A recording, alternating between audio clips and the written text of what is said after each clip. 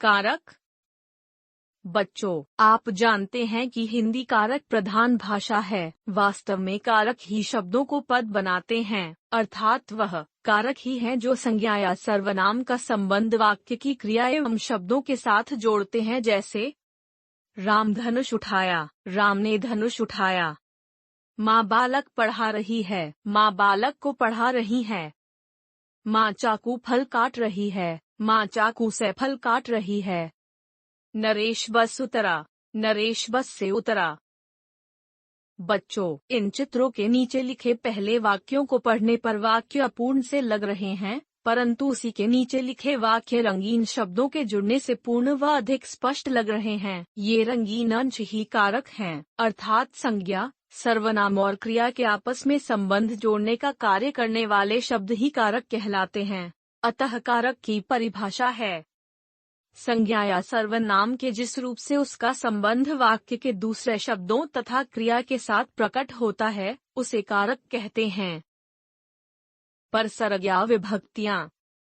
संज्ञा या सर्वनाम का संबंध क्रिया या दूसरे शब्दों से बताने के लिए जिन चिन्हों का प्रयोग किया जाता है, उन्हें परसर्ग या विभक्तियां कहते हैं।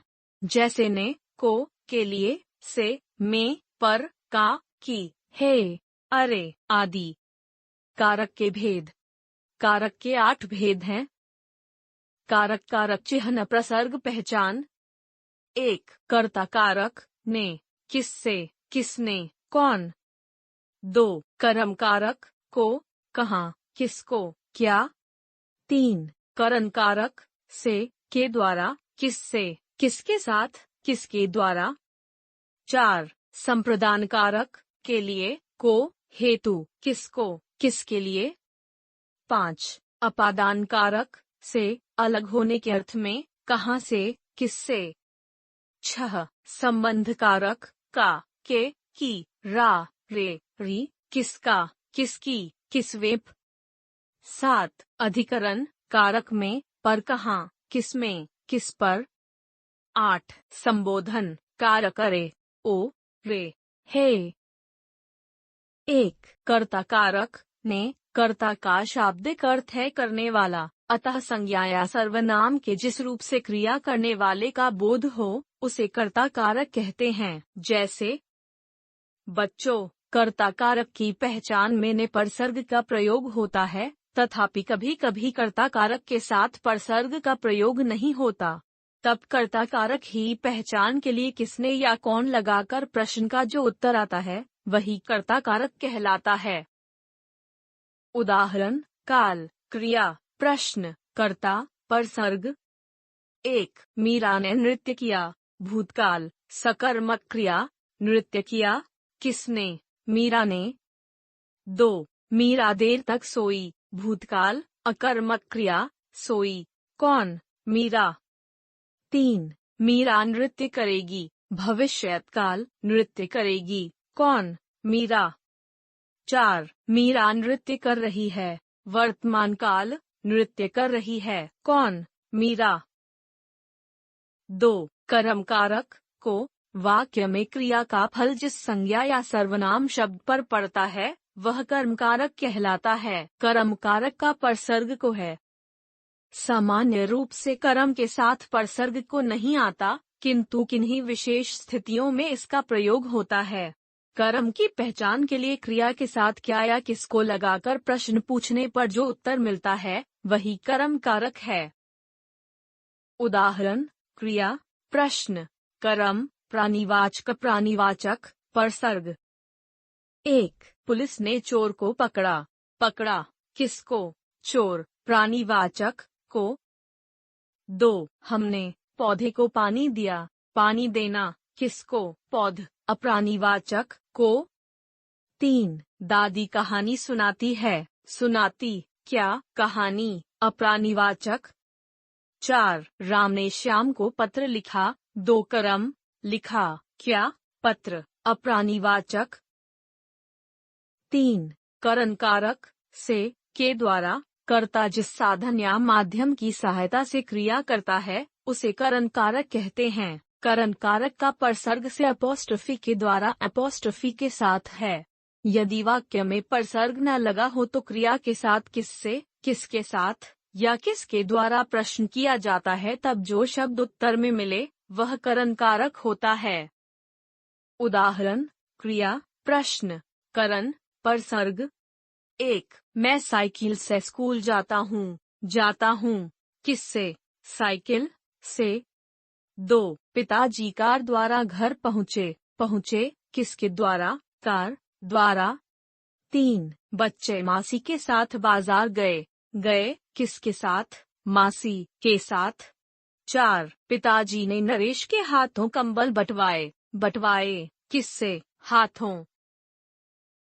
4. संप्रदान कारक, को के लिए हेतु वास्ते, कर्ता जिसके लिए काम क्रिया करता है अर्थात कर्ता द्वारा जिसके लिए कुछ किया जाए या कुछ दिया जाए उसे संप्रदान कारक कहते हैं। इसका परसर्ग को अपॉस्ट्रोफी के लिए, अपॉस्ट्रोफी के हेतु, अपॉस्ट्रोफी के वास्ते है। यदि वाक्य में परसर्ग न लगा हो तो क्रिया के साथ किसको, किसके लिए, किस हेतु लगाकर प्रश्न किया जाता है, तब जो शब्द उत्तर में मिलता है वही संप्रदान कारक होता है।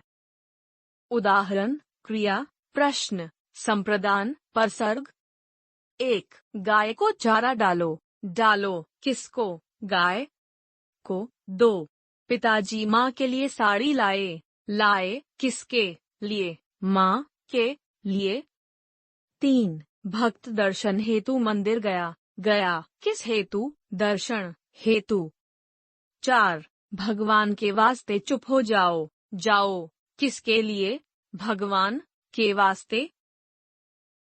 कर्म कारक और संप्रदान कारक में अंतर।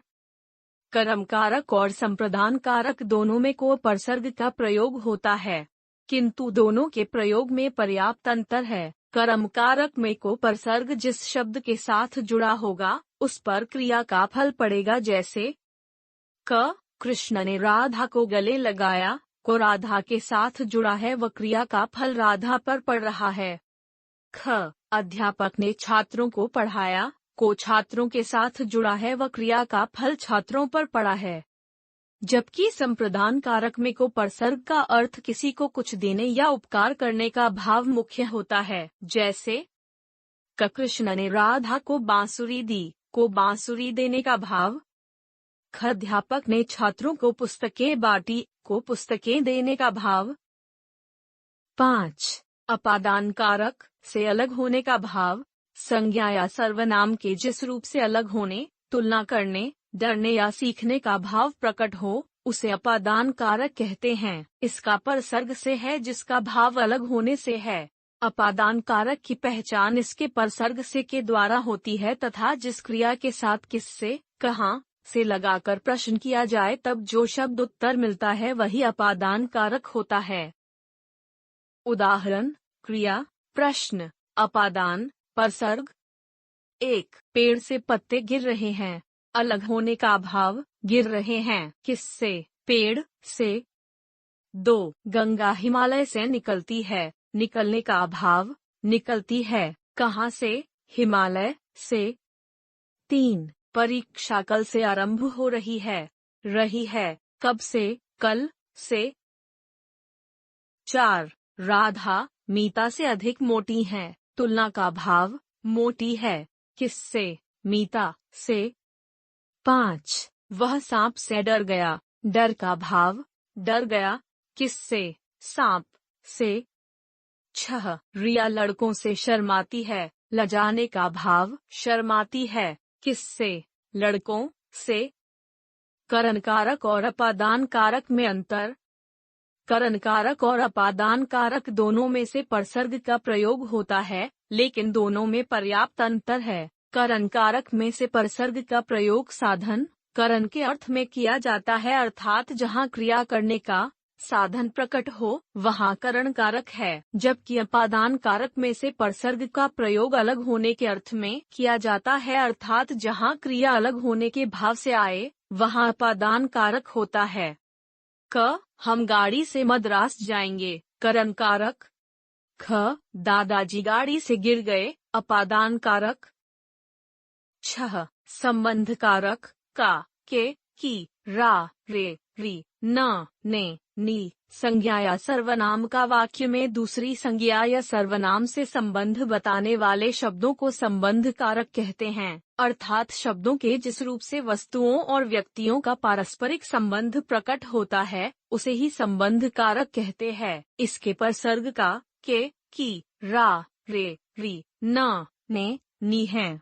इसकी पहचान के लिए जब क्रिया के साथ किसका, किसके, किसकी लगाकर प्रश्न किया जाता है तो जो उत्तर आता है वही संबंध कारक होता है।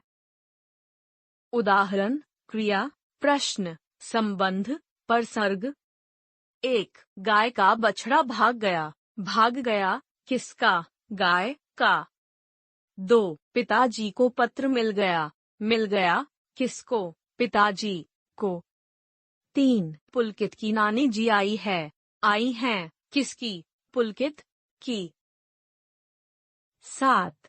अधिकरण कारक, मेम पर संज्ञा या सर्वनाम के जिस रूप से क्रिया के स्थान, भाव और काल का बोध होता है उसे अधिकरण कारक कहते हैं। इसका परसर्ग में पर है। इसकी पहचान के लिए जब क्रिया के साथ कहाँ, कब लगाकर प्रश्न किया जाता है तब जो उत्तर मिलता है वही अधिकरण कारक होता है। उदाहरण, क्रिया, प्रश्न, अधिकरण, परसर्ग। 1. मछली पानी में रहती है। स्थान बोधक, रहती है कहाँ, पानी में। 2. गाड़ी 2 घंटे में पहुंचेगी। काल बोधक, पहुंचेगी कब, 2 घंटे में। 3. पक्षी पेड़ पर रहते हैं। स्थान बोधक, रहते हैं कहाँ, पेड़ पर। 4. तुम्हें आज्ञा मानने पर मिठाई मिलेगी। भावबोधक, मिलेगी कब, आज्ञा पर। 8. संबोधन कारक, हे, अरे, ओ। संबोधन का शाब्दिक अर्थ है संबोधती करना अर्थात पुकारना। शब्द के जिस रूप से किसी को बुलाने, पुकारने, संबोधती करने या सचेत करने का बोध हो उसे संबोधन कारक कहते हैं। इसका परसर्ग है, अरे, ओ, री आदि है। जैसे क, हे राम, यह क्या कर दिया। ख, अरे नीरज, जरा इधर आना। गवाह, हम मैच जीत गए। घ, शाबाश, खूब मन लगाकर पढ़ो। हमने सीखा। वाक्य में संज्ञा और सर्वनाम का संबंध क्रिया या अन्य शब्दों से बताने वाले शब्द को कारक कहते हैं। कारक चिन्ह को परसर्ग या विभक्ति चिन्ह भी कहते हैं। कारक के 8 भेद हैं। 1. कर्ता कारक। 2. कर्म कारक। 3. करण कारक। 4. संप्रदान कारक। 5. अपादान कारक। 6. संबंध कारक। 7. अधिकरण कारक। 8. संबोधन कारक।